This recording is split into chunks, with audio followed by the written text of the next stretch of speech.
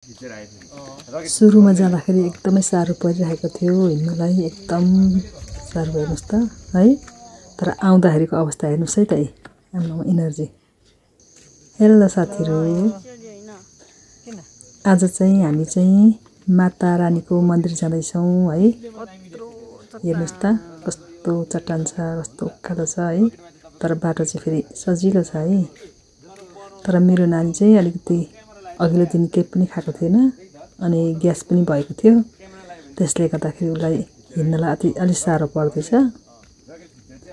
अब माता मन्दिरमा जाने भनेपछि उसलाई रहर पनि पुरा लागेको थियो है, नजाऊ भन्न पनि सकिएन।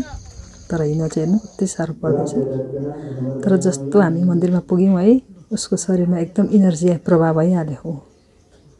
त्यसपछि हामीले शिवलिङ्गमा पानी चढाएर पूजा आराधना गऱ्यौँ। पुरा भक्तिभावका साथ मेरो सानो छोराले पनि पूजा आराधना गरेर आशीर्वाद माग्दैछ। यस्तो राम्रो ठाउँ छ है। कालिका माता की जय।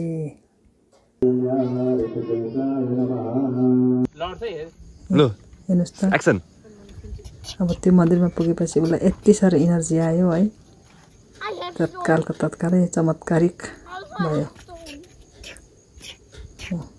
हेर्नुहोस् न,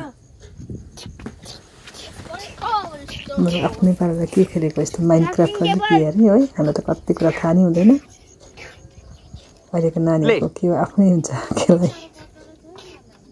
हाम्रो उहिले के हुन्थ्यो साथीहरू, हामी छोरी मान्छेले गट्टी खेल्थ्यौँ है, चुङ्गी खेल्थ्यौँ, डोरी नागी खेल्थ्यौँ, डन्डी बियो खेल्थ्यौँ, के खेल्थ्यौँ नि। छोराहरूको पनि मोजाको प्लास्टिकहरूको पोको पारेर फुटबल हुन्थ्यो। अहिलेको नानीहरू त हेर्नुहोस् त, खेलाइहरू पनि अर्कै छ है, कति चेन्ज भइसक्यो समय पनि।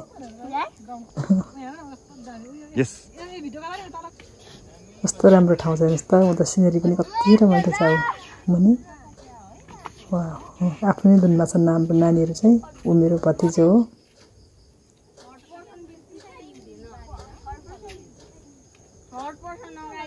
उनीहरू आफ्नै सुरमा रमाउँछन् है।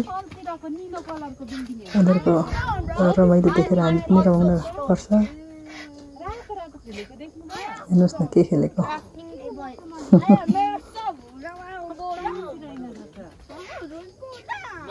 कति इन्जोय भइरहेको छ उनीहरूलाई।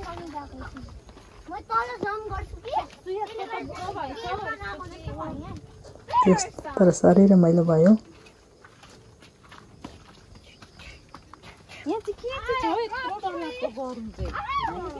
ओह्रालो हेर्दा छङ्गै देखिन्छ है, तर बाटो त एकदम सजिलो छ यहाँको। टकटक सिनीबाट उकालो आयो, ओह्रालो गयो, सजिलो छ। लु हेर्नुहोस् है साथीहरू, अहिलेको त हिँड्नै नसक्ने सानो केटो अहिले माताको मन्दिरमा गएर आएपछि त इनर्जी कहाँबाट आयो है। पुरै चमत्कार। कति ऊर्जावान मन्दिर। अघि उकालो जाँदा कस्तो साह्रो पर्दै थियो उसलाई। जस्तो मन्दिरमा पुग्यो उसको शरीरमा त पुरै इनर्जी सरर आयो। हेर्नुहोस् त साथीहरू, ग्यासको कारणले गर्दा अघि मन्दिर जाँदा हिँड्नै नसक्ने केटा अहिले आउँदा यस्तो छ है।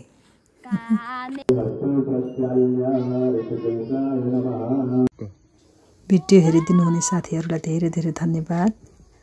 मेरो पहिलो ब्लग भएकोले गर्दाखेरि कमेन्ट गरिदिनु होला, अनि माया गरिदिनु होला, अनि के सुधार्नुपर्छ भनिदिनु होला है। Thank you.